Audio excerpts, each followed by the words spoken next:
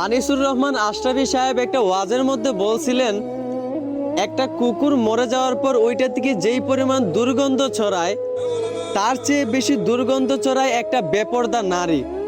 কারণ হয়তোবা একটা কুকুর মারা যাওয়ার পর তার দুর্গন্ধে আশেপাশে কিছু মানুষের সমস্যা হয়, কিন্তু একটা বেপরদা নারীর দুর্গন্ধে কিছু মানুষের নয়, বরং শত শত পুরুষের নজর খারাপ হয়, শত শত পুরুষের চরিত্র নষ্ট হয়।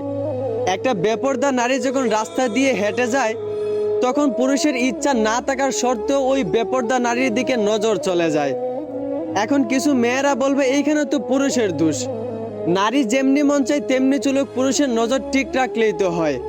তো আমি বলি কি আপু, জন্মগতভাবেই আল্লাহ নারীর প্রতি পুরুষের একটা আকর্ষণ দিয়েছেন, এই জন্যই বেপরদা নারী দেখলে পুরুষের আকর্ষণ যাবেই। এইখানে পুরুষের দোষ দিয়া লাভ নাই, আল্লাহ এই আকর্ষণটা দিয়েছেন। এই জন্য তো আল্লাহ নারীদেরকে পর্দায় থাকতে বলছেন, যেন কোনো পুরুষের খারাপ নজর নারীদের দিকে না পড়ে। এখন আপনারা যদি রাস্তাঘাটে বেপরদায় চলাফেরা করেন আর কোনো পুরুষ আপনাদের দিকে খারাপ নজরে তাকালে আপনারা তার নজর ঠিক করতে বলেন, তাহলে তো এইটা কোনো শিক্ষিত মেয়ের পরিচয় হতে পারে না। কোনো ভদ্র ফ্যামিলির মেয়ে কোনোদিন রাস্তাঘাটে বেপরদায় চলাফেরা করবে না আর কারো নজর ঠিক করার কথাও বলবে না। অতএব আমার বোন, একটু বিবেক দিয়ে চিন্তা করেন, রাস্তাঘাটে বেপরদায় চলে নিজেকে মরা কুকুরের চেয়ে সস্তা বানাবেন, নাকি নিজেকে পর্দায় রেখে শিক্ষিত মেয়ের মতো কোটি কোটি মানুষের ভিড়ে নিজেকে সম্মানিত বানাবেন?